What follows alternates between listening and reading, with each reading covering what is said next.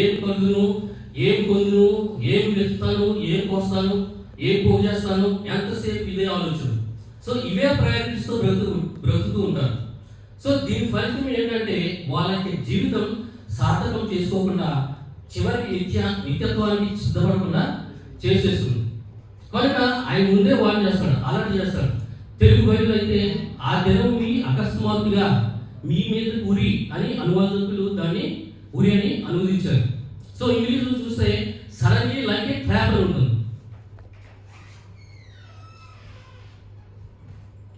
అంటే ఒక ఉచ్చులాగా, అంటే అకస్మాత్తుగా వచ్చి వారిని పట్టుకుంటుంది, జాగ్రత్త అంటున్నాడు. సో వాళ్ళు అనగా అంటే తిండి, మత్తు, డబ్బు, ఈ లోక సంబంధమైన చింత యావత్తు మీకు తెలియకుండానే మిమ్మల్ని పట్టేస్తుంటే, మనకు తెలియకుండానే మన మనసును పట్టేస్తుంటే, మన హృదయాన్ని పట్టేస్తుంటే కనుక మీ ఆత్మాభిమానాన్ని కానీ మీ వ్యక్తిత్వాన్ని కానీ పట్టేస్తుంటే మనం ఆయన రాకడ వరకు సిద్ధపడకుండా నరకానికి మిగిలిపోతూ ఉంటాం. సో ఎత్తబడటం. సో అట్లాంటి పరిస్థితి వస్తుందని అది ప్రమాదం, అది భయంకరం అంటాడు. So go out to meet him. ఆయన ఎదుర్కొన్నారండి లేదా ఎదుర్కొని వెళ్ళండి. కాబట్టి ఆయన ఎదుర్కోవడానికి మనం సిద్ధంగా ఉన్నామా? సో ఈ దినాన మనల్ని మనం ప్రశ్నించుకుందాం. సో జాన్ వెస్లీ అనేటువంటి ఒక మెథడిస్ట్ పితామహుని ఈరోజు యేసు వస్తే మీరు ఏం చేస్తారని ఆయన ప్రశ్నిస్తే ఆయన ఇచ్చిన సమాధానం ఏంటంటే, ఈ రోజున ఏం చేస్తానో యేసు వచ్చిన రోజు కూడా అదే చేస్తాను.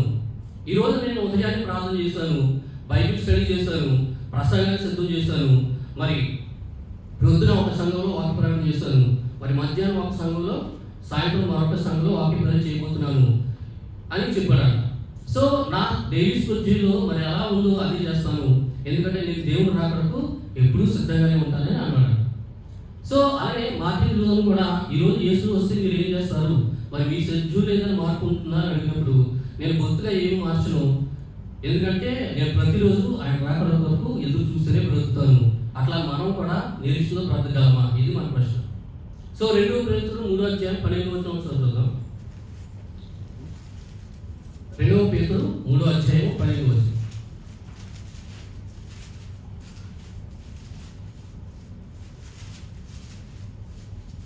ఇవన్నీ హృదయమైపోనే కనుక ఆకాశము రగులుకొని లయమైపోనట్టు పంచభూతములు మహావేంద్రంతో కరిగిపోనట్టు దేవుని దీని ప్రాకరణ కొరకు కనిపెట్టుచు దానిని ఆశతో అపేక్షించుచు మీరు పరిశుద్ధమైన ప్రవర్తనతోనూ భక్తితోనూ ఎంతో జాగ్రత్త గలవారై ఉండవలెను. చూడండి, దేవుని దిన ప్రాకరణ కొరకు కనిపెట్టుతూ దానిని ఆశతో అపేక్షిస్తూ ఆ పదాలు దేవుడు ఎట్లా వ్రాయించాడో సరిగ్గా గమనించాడు.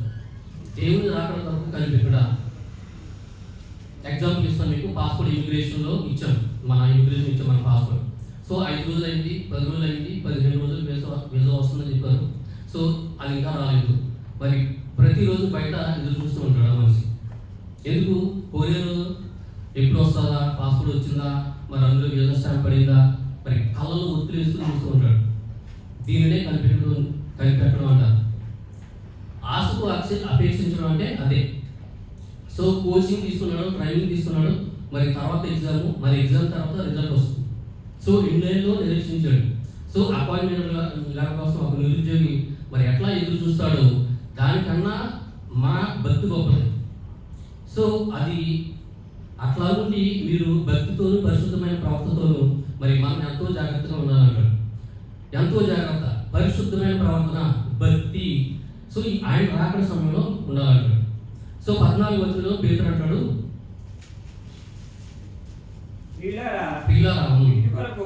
మీరు కనిపెట్టేవారు కనుక శాంతము గలవారై ఆయన దృష్టికి నిష్కలంకులుగాను నిర్ధారితులుగాను కనబడినట్లు జాగ్రత్త పడుడి. వీటి కొరకు మీరు కనిపెట్టేవారు కనుక శాంతం గలవారై ఆయన దృష్టికి నిష్కపటంగాను నిందారహితంగాను కనబడినట్లు జాగ్రత్త పడండి. సో ఎవరి దృష్టికి?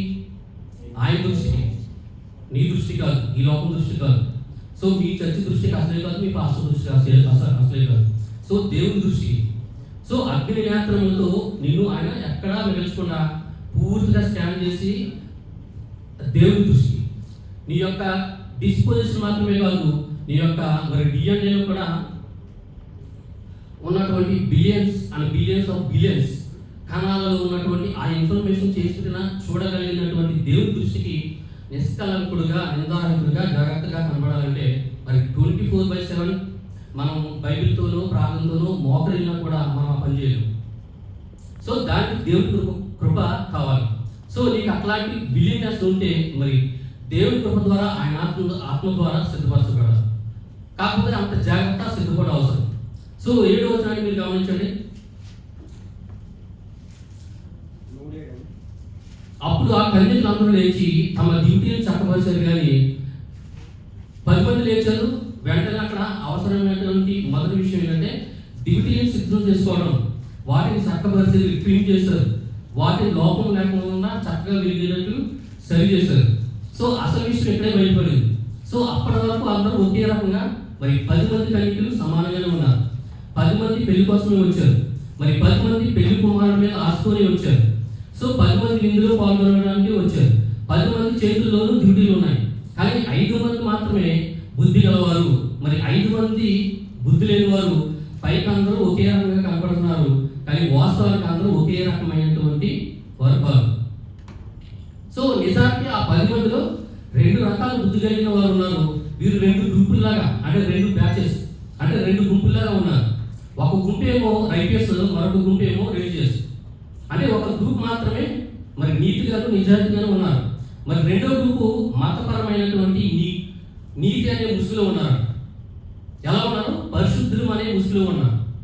ఈ రెండో గ్రూపు వారు నీతిమంతులు, నిజాయితీ పరులు కాదు. సో ఈ ప్రపంచంలో మరి ప్రతి సమయంలో మనకు కనబడే 2 గుంపులు ఏంటంటే ఒకటి యేసుక్రీస్తు రక్తంలో కనబడి మరి నీతిమంతులుగా తీర్చబడిన వారు. మరి రెండో గ్రూపు క్రైస్తవులుగా చెప్పుకుంటూ మరి క్రైస్తవ ముసుగు తొలుగుతున్న నకిలీ క్రైస్తవ మతస్థులు. సో ఒకరేమో ప్రొఫెసింగ్ బిలీవర్, మరొకరేమో పొజిసింగ్ బిలీవర్. అంటే ఒకరికి జస్ట్ మాట్లాడడానికి మాత్రమే విశ్వాసం, మరొకరికి హృదయాంతరంగాల్లో విశ్వాసం.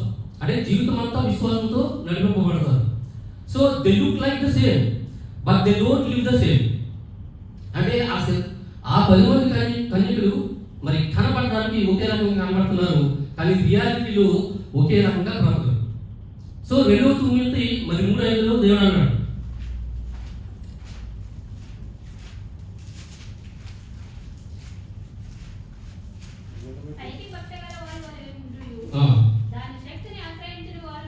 చూడండి, పైకి భక్తి గలవారు వలె ఉండి దాని శక్తిని ఆశ్రయించిన వారిగా ఉంది. సో పైకి భక్తి గలవారి వలె కనబడతారు, ఆ భక్తి వేషం అంతా ఉంటుంది. కానీ లోపల వారి అంతరంగంలో దేవునితో కనెక్షన్ ఉంటుంది. దేవుని శక్తితో వారు నడిపింపబడాలి కనుక వారు దైవికంగా జీవించారు. ఇక్కడ 8వ వచనాన్ని మీరు గమనిస్తే, ఆ బుద్ధి లేని కన్యకలు మా డ్యూటీలు ఆడుకోవచ్చున్నాం కనుక మీ నూనెలో కొంచెం మాకు ఇవ్వుడి అని బుద్ధి గల వారిని అడిగారంట. సో దీనిని బట్టి బుద్ధి ఎందుకు ఉంది, బుద్ధి ఎందుకు లేదు అనేది మనకు అర్థమైంది. సో బుద్ధి గలవారు కారణాలను లేదంటే డ్యూటీలు వెలిగించుకోవడంతో పాటు మరి సిద్ధపడి మరి ముందు చూపు కలిగి ఆలోచనతో వివేకంతో ఇంకా మాకు ఎంత టైము మరి వేచి చూడాలో మాకు తెలియదు కనుక అంత టైంకి సరిపడే నూనెని తీసుకుపోతే మంచిదని ముందు జాగ్రత్తగా నూనె స్టాక్ మీద తెచ్చుకున్నారు. కానీ బుద్ధి లేని వారు ఈ తెంగరోళ్ళు ఇలాంటి ఆలోచనలు ఏమి లేకుండా గుడ్డెత్తి చేయబడినట్లు జస్ట్ అట్లా అరావుడిగా వెలిగించుకుని వచ్చేసారు. సో ఎంత టైం అయితే ఏంటి, ఏం కాదు, ఏం పర్వాలేదులే అన్నట్టుగా వచ్చేసారు. కానీ ఇప్పుడు వాళ్ళకి కష్టం ఏంటో తెలిసి వచ్చినప్పుడు వారి ఇబ్బంది ఏంటో బయటపడినప్పుడు నాలుగు ఖర్చుకుని మరి ఈ బుద్ధి గల వారి సహాయాన్ని కోరుతున్నారు. మీ యొక్క నూనెలోనిది మాకు కొంత ఇవ్వండి అని ఈ నూనె ఇవ్వని అడుగుతున్నారు. అంటే ఆఖరి నిమిషంలో, అంటే ప్రిపేర్గా లేకుండా వచ్చి. సో ఈ యొక్క నూనెలోనిది మాకు కొంత ఇవ్వండి అని అడుగుతున్నారు. అయితే ఇక్కడ ఈ నూనె ఏంటి అనేది మరి చాలా మంది అది చాలా పెద్ద అంశం. పెద్ద బైబిల్ స్కాలర్స్ కానీ